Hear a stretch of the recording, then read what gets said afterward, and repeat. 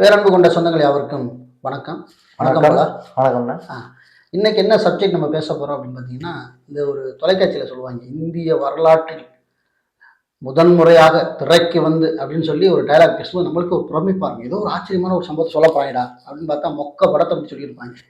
அது மாதிரி இது மொக்க படம் கிடையாது. இப்போ நம்ம சொல்ல போகிற தகவல் என்னன்னு கேட்டிங்கன்னா, 2005 இப்போ வரைக்கும் ஆர்டிஓ சட்டம் வந்த நாள்லேருந்து இந்த நாள் வரைக்கும் இதுதான் முதல் முறை. என்ன அப்படின்னு கேட்டிங்கன்னா, அப்பீல் அத்தாரிட்டி ஆஃபீஸர் மீது ஒழுங்கு நடவடிக்கை எடுக்க சொல்லி ஆணையம் ஒரு மிகப்பெரிய உத்தரவு பிறப்பிச்சிருக்கு. இந்த வழக்கு ரொம்ப சுவாரஸ்யமான வழக்கு. இதை நேற்று சட்ட மற்றும் சமூக ஆர்வலர் காசிமாயன் நமக்கு இந்த தகவலை கடத்தினாரு. பாருங்க, ஒரு ஜட்ஜ்மெண்ட் வந்திருக்கு. இதுதான் ரொம்ப ஒரு புதுமையான ஜட்ஜ்மெண்ட்டாக இருக்கு. ஏன்னா இது வரைக்கும் பிஏ மேலே நடவடிக்கை எடுத்திருக்காங்க. பிஏ மேலே 21, 22, 18, 19, 8 ஸோ அந்த நடவடிக்கைலாம் எடுத்திருக்காங்க. ஆனாலும் கூட இதுதான் முதல் முறை. என்னன்னு கேட்டீங்கன்னா, அப்பீல் ஆஃபீஸர் மீது, அதாவது மேல்முறையீட்டு அலுவலர் மீது நடவடிக்கை எடுத்தது இதுதான் முதல் முறை. ஓகேவா?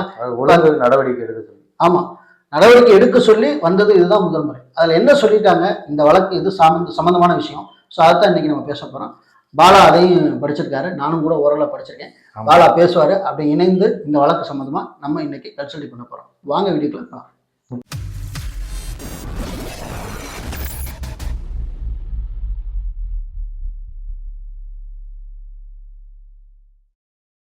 பள்ளி கல்லூரி மாணவர்களுக்கு ரொம்ப யூஸாக இருக்கும். ஓகே, கண்டிப்பா. ஏன்னா அவங்க சம்மந்தமான தகவல் தான் நம்ம கேட்டிருக்காங்க. ஓகே, அதாவது நம்ம விடைத்தாள் சம்மந்தமா வழக்கேன்னு பார்த்தோம்னா SA 12,953 A 2023 அதான் வழக்கு. சரி, வழக்கு என்ன வழக்கு மனுதாரர் யாருன்னு பார்த்தீங்கன்னா பிரியதர்ஷினி அப்படின்னு ஒரு பொண்ணு தான் போட்டிருக்காங்க. அவங்க சென்னையை சேர்ந்தவங்க. சென்னை ஒரு ஸ்கூலில் படித்தது. அவங்க படித்து அவங்க தேர்வு எழுதின விடைத்தாளோட பேப்பரோட நகல் தான் கேட்டிருக்காங்க. R1ல பொது தகவல் யாருன்னா நம்ம துணை இயக்குனர் மேல்நிலை துறை அந்த கல்விக்கு உள்ளவங்களுக்கு போட்டிருக்காங்க. பொது தகவலுக்கு எனக்கு நான் இந்த மாதிரி எக்ஸாம் தான் இதில் எனக்கு R1 இந்த தகவலை கொடுங்க, இந்த பாடத்துக்குள்ள சப்ஜெக்ட் உள்ளது விடைத்தாளோட திருத்தப்பட்ட விடைத்தாள் அதை கொடுங்க அப்படின்னு கேட்டிருக்காங்க.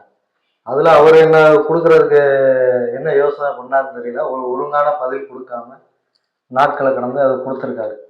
கொடுத்தோன்னே இவங்க என்ன பண்ணிட்டாங்கன்னா, நம்மளுக்கு அது சரியா இல்லை, இதுக்கு ஒரு அப்பீல் அத்தாரிட்டி இருப்பாங்கல்ல, அவங்களுக்கு செஞ்சு நம்மளுக்குள்ள பரிகாரம் தேடிக்கிறோம்னு சொல்லிட்டு மனு பண்ணியிருக்காங்க.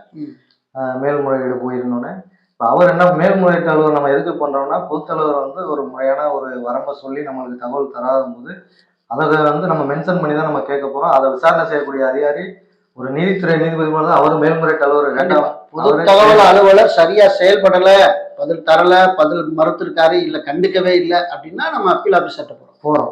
அவர் அதையுமே அவர் அலட்சியப்படுத்தினாங்கன்னா நம்ம அதை என்ன பண்றது? ஆணையத்துக்கு தான் போகணும். அது மாதிரிதான் அவருமே கொஞ்சம் எப்படின்னா முன்னாள் நீதிமன்ற தீர்ப்புகளை மென்ஷன் பண்ணி அவர் ரிப்ளை பண்ணியிருக்காரு. யாரு? அப்பீல் அத்தாரிட்டியுமே நம்ம பொதுத்தகவல் சரியில்லை, தகவல் ஒழுங்கா கொடுக்கல, இந்த மாதிரி இருக்கு அப்படின்னு சொல்லி ஒருவேளை 7/1 30 நாட்களை கடந்தோன்னே இலவசமா 7 அறிஞர்கள் கேளுன்னு சொன்னதுக்காண்டியா என்னன்னு தெரியல. அந்த மேல்முறையீட்டு என்ன பண்ணிட்டாருன்னா, எனக்கு நீங்க வறுமை கோட்டு கீழே இருந்தீங்கன்னா இந்த மாதிரி உச்சநீதிமன்றம் அந்த மாதிரி சான்றிதழ் வாங்க சொல்லியிருக்காங்க, நீங்க அதை கொடுத்துட்டு நீங்க இலவசமா அந்த மாதிரி ஒரு மென்ஷன் பண்ணி சம்மந்தம் இல்லாம ஒரு இதை போட்டாங்க.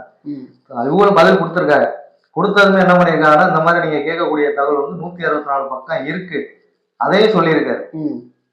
அதையும் சொல்லிட்டு பதில் அனுப்பிச்சிருக்காரு. அதுல திருப்தி இல்லாம ஆணையத்துக்கு போயிடுறாங்க. வழக்குக்கு 19/3 வழக்குக்கு போயிடுறாங்க. வழக்கு விசாரணை வருது.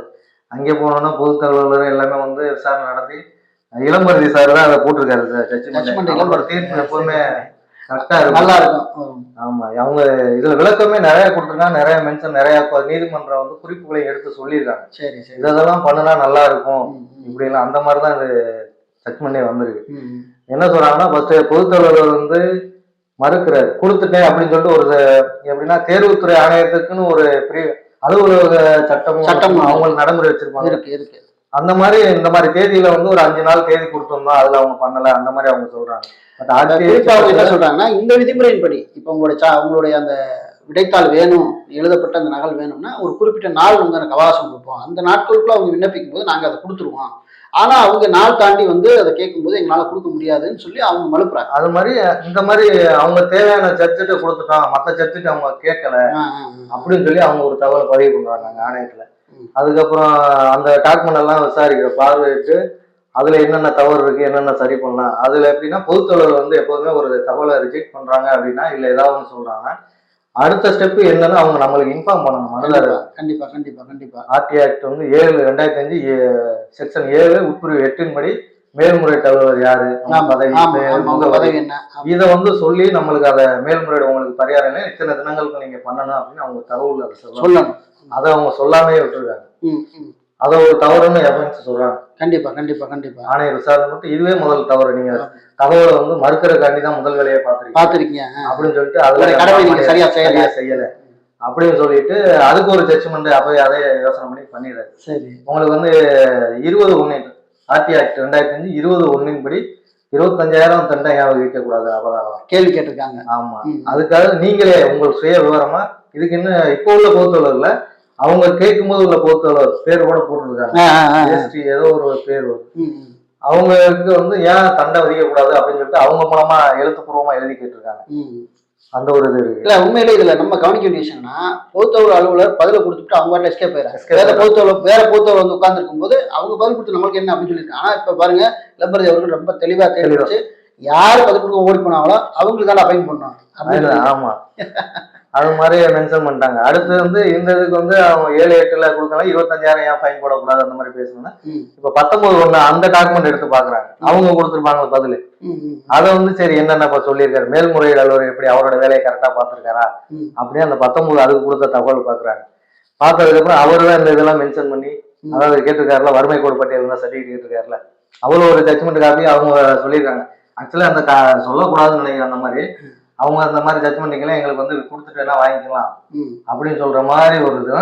இன்னொரு பக்கம் நீங்க இந்த தகவல் கிடைக்க, அதாவது நீங்க கேட்கல உங்களுக்கு கொடுத்துட்டோம்னு சொல்லியிருக்காங்க. அதனால பொதுத்தலைவர் என்ன கொடுத்தாரோ அதே தகவலை திருப்பி நான் உங்களுக்கு கொடுக்குறேன் அப்படின்னு சொல்லிட்டு அதை கொடுத்துட்டாரு. அவர் திருப்தியா இருக்கு, அதே தகவலை அப்பீல் அத்தாரிட்டி ஆபீசர் ஆகிய நானும் உங்களுக்கு சமர்ப்பிக்கிறேன் என்று சொல்லி கொடுத்துட்டு இவங்க என்ன சொல்றாங்கன்னா 164 பக்கம் கொண்டது அப்படின்னு பக்கத்தை மென்ஷன் பண்ணிடுறாங்க. அதுலயும் குறிப்பிட்ட பாடங்களையும் மென்ஷன் பண்ணிடுறாரு. அதுல ஒரு சப்ஜெக்ட விட்டுறாரு. இவரும் தமிழ்ங்கிற ஒரு பாடத்தை விட்டுறாரு. அப்பனா இவர் பதில் கொடுக்குறவரும் அதையும் மென்ஷன் பண்ணிருக்காங்களா, தமிழும் உள்ள எல்லாம் மொத்தமா அதையும் இது பண்ணிருக்காங்க. அது ஒரு அசால்ட். நம்ம ஏன் பதில் கொடுக்கணும் ஏதோ ஒண்ணு அப்படின்னு சொல்லிட்டு அதையும் இது பண்ணோன்னே இப்ப அவர் மேற்கை சட்டத்து மூலமா எடுக்காம அரசு, தமிழக அரசு ஊழியர் நன்னடத்தை விதிகள் இருக்கு, இவர் அந்த கடமையை ஒழுங்கா செஞ்சிருக்காரு. ஏன்னா நீதிபதி பொறுப்புல இருக்கக்கூடியவங்க அந்த அத்தாரிட்டி கேட்டது அதை செய்யாதனால அந்த 1973 உள்ள உட்பிரிவு 10 படி இப்ப இடையில 19 கொஞ்சம் சீர்திருத்தம் பண்ணிருக்காங்க. அந்த விதிகளை மென்ஷன் பண்ணி அவங்க மேல ஏன் ஒழுங்கு நடவடிக்கை எடுக்கக்கூடாது அப்படின்னு சொல்லி தேர்வு ஆணைய அந்த துறைக்கு தேர்வு துறை அந்த இயக்கத்துக்கு அவங்க அனுப்பிச்சிருக்காங்க, இயக்குநரத்துக்கு. அவர் அதுக்கு என்ன சொல்றாரு அப்படின்னு பார்த்துட்டு அதுக்கு மேல ஒழுங்கு நடவடிக்கை எடுக்கிறாங்களாங்கிறது கண்காணிக்கக்கூடியது. இனி கண்காணிக்க வேண்டிய தேவை இருக்கு. அந்த மனதாரராகிய பிரியதர்ஷினி அவங்கதான் வந்து இதை ரொம்ப கண்காணிக்க வேண்டிய அவசியமா இருக்குது. இதுல என்ன சொல்லியிருக்காங்கன்னா, அவரே என்ன சொல்லியிருக்காங்கன்னா, இப்ப ஆர்டிஐ சட்டம் வந்து 20 வருஷம் ஆயிடுச்சு. 20 வருஷத்துல மக்களிடையே விழிப்புணர்வு இருக்கு. இந்த மாதிரி இளைஞர்கள் மாணவர்களுக்கு தான் நம்ம கொண்டு போய் சேர்க்கணும். அவங்களுக்கே தெரியப்படுத்துறது அவங்க வந்து மென்ஷன் பண்ணி கரெக்டா தான் கேட்டிருக்காங்க. அந்த பிரியதர்ஷினி நிறைய செக்ஷன் எல்லாம் பயன்படுத்தி தான் கேட்டிருக்காங்க. அந்த 7/1 7/6 இதெல்லாம் பயன்படுத்தி அவங்களும் கேட்டிருக்காங்க. அதை குறிப்பு கொடுத்துமே அந்த பொதுத்தலைவருக்கும் மேல்முறையீட்டுக்கும் சட்டமே தெரியல. இதனால அவரே வருத்தம் தெரிவிக்கிறார். அந்த ஆணையரே இப்ப உங்களுக்கே அது தெரியல அப்படின்னு சொல்லிட்டு தகவல் உரிமை சட்டம் 19(8) AB செக்ஷனை படித்து நீங்க முதல்ல உங்க உள்ள பொதுத்தலைவருக்கு முதல்ல சட்டத்தை கத்துக் கொடுங்க, ஏன் பயிற்சி கொடுக்க கூடாதுன்னு அதையும் போட்டு சொல்லியிருக்காரு அந்த ஜட்ஜ்மெண்ட்ல. இது இல்லாம ஆர்டி ஆக்ட் 20(5) பிரிவு உட்பிரிவு 5 படி அதுல ஒரு இது சொல்லியிருக்காரு. என்ன சொல்லியிருக்காங்கன்னா, இப்ப தேர்வுத்துறை அந்த இயக்குனருக்கு காலக்கெடு வந்து ஏற்கனவே 6 மாசம் இருந்தது 3 மாசம் ஆக்கியிருக்காங்க. நீங்க அதையா நீங்க வந்து 3 மாசம் குறைச்சிங்க, திருப்பி 6 மாசம் ஆக்கிருங்க. இந்த தகவலை வந்து நீங்க வந்து ஆன்லைன்ல ஏத்திருங்க, இணையத்துல எல்லாரும் நீங்க பேப்பரா சேமிக்க தானே உங்களுக்கு வந்து அந்த விடைத்தாளை சேமிச்சு உங்களுக்கு வந்து சுமையா இருக்குது. அதெல்லாம் நீங்க கணினியில சேவ் பண்ணுங்கன்ற. அப்ப எப்ப எந்த மாணவர் கேட்டாலும் நீங்க உடனே அவங்களோட டேட்டாவை நீங்க எடுத்து கொடுத்துடலாம்ல. ஆமா, 20(5) படி நீங்க வந்து அதை வந்து இணையத்துல ஏத்திருங்க, எல்லா மாணவர்களும் தெரிஞ்சுக்கிறட்டும். சூப்பர் அப்படின்னு சொல்லிட்டு அதையும் மென்ஷன் பண்ணியே சொல்லியிருக்காரு. இந்த 20(5) இது வந்து ரொம்ப எப்படின்னா இது எல்லா ஆணையனாலையும் சொல்ல முடியாது. ஆமா, இளம்பரதி அவர்கள் தான் இதை பேசியிருக்காங்க. ஏன்னா ஒரு விஷயம் என்ன, நம்மள இப்போ ஒரு பத்திரப்பதிவு நடக்குது, பத்திரப்பதிவு ஒரு பட்டா மாறுதல் நடக்குது, இதெல்லாம் வந்து நில சம்பந்தம் நடக்குது. இது எல்லா ஆவணங்களையுமே இப்ப கணினி மயமாக்கிட்டாங்க. டிஜிட்டல் யார் வேணாலும் எங்கிருந்து எப்ப வேணாலும் பார்த்துக்க முடியுது இல்லையா? அதே போல இந்த மாணவர்கள் எழுதுகிற இந்த விடைத்தாளையும் நீங்க கணினிமயமாக்கிட்டீங்கன்னா எந்த மாணவருக்கு அந்த தகவல் தேவைப்படுதோ அவர் ஆன்லைன்ல போய் அதை செக் பண்ணிட்டு போறாரு. அவர் சரியான கேள்வி எழுதியிருந்தாரு, அதுக்கு பதில் நீங்க போடாம இருந்தீங்கன்னா அதை பார்த்து அப்பீல் செய்து அவர் மார்க்கப்பட்டிருக்கு. இப்போ ஒரு மார்க்ல போற எத்தனையோ பேருடைய வாழ்க்கையெல்லாம் இருக்கு இல்லையா? கண்டிப்பா ஒரு மார்க்ல வந்து வாழ்க்கையை போறக்கூடிய சூழ்நிலை இருக்கு. ஒரு பாடத்தை ஃபெயில் ஆயிட்டேன்னா அவங்க அடுத்து ஒரு வருஷம் அவங்களுக்கு வேஸ்ட் ஆயிருக்கு இல்லையா? அப்படிங்கிற போது அவங்களுக்கு ரொம்ப இலகுவாக இருக்குல்ல, தவறுகள் திருத்தி அமைப்பதற்கு அது ஒரு வாய்ப்பா இருக்கும். உண்மையிலே முற்போக்கு ஒரு சிந்தனையோட இளம்பருதி அவர்கள் வந்து இந்த தீர்ப்பை வந்து பண்ணியிருக்காங்க. இன்னொன்னு அந்த விடைத்தாள் வந்து தகவல் உரிமை சட்டம் 2F படி அது ஒரு தகவல் தான் சொல்லி ஆமா, அதே தகவல் சொல்லிட்டார். எஸ், தகவல் தான், பொது தகவல் தான் அது அப்படின்னு சொல்லி அதை ஏன்னா முடிக்கப்பட்டாச்சு, திருத்தப்பட்டாச்சு, அந்த தகவலை வந்து வெளியிடுறதுக்கு என்ன பிரச்சனை? அது வந்து அது சம்பந்தப்பட்ட மாணவர்களே கேட்கும்போது கொடுத்துட்டு போக முடியாது. ஆமா, அது அருமையான ஒரு தகவல் தான் இந்த தகவல். இந்த ஜட்மெண்ட் காப்பி கொஞ்சம் நீளமா பெருசா இருக்கு, அதனாலதான் நாங்க ஷார்ட்டா வந்து அதை வாசிக்காம அதுல இருக்க தகவலை மட்டும் புரிஞ்சு கொண்டு உங்களுக்கு நாங்க வந்து சொல்லியிருக்கோம். ஜட்மெண்ட் காப்பி கூட கீழே நம்ம டிஸ்கிரிப்ஷன்ல தரோம். இதுல என்ன சுவாரஸ்யமானா, ஒரு மாணவி இதை பயன்படுத்திருக்காங்க ஆர்டிஐ. அது அந்த இதை ரெஸ்பான்ஸ் பண்ணி தான் ஆணையர் என்ன பண்ணாங்கன்னா, மாணவர்கள் மத்தியிலே ஆர்டிஐ சம்பந்தமா வந்து விழிப்புணர்வு இன்னைக்கு வந்திருக்கு. ஸோ ஒரு மாணவி இதை பண்ணியிருக்காங்கிற போது அவங்களுக்கு எவ்வளவு ரெஸ்பெக்ட் பண்ணணும் அப்படின்னு சொல்லி தான் அவர் மனசுல வச்சுக்கிட்டு பிஏஓயும் அப்பீல் அத்தாரிட்டி ஆஃபீஸரையும் வருவர்னு வளர்த்துருக்காரு. அதுதான் முக்கியமான இதுல ஒரு விஷயம்.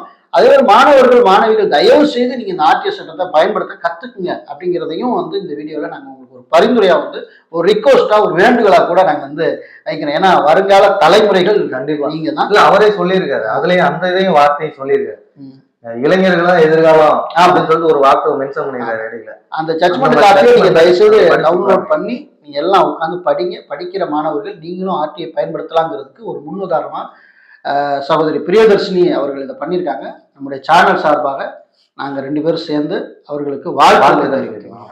இந்த தகவலை உங்க நட்பு வட்டங்களுக்கு பகிருங்க. மீண்டும் நல்ல தகவலோடு உங்களை வேற ஒரு சந்திக்கிறோம். நன்றி, வணக்கம்.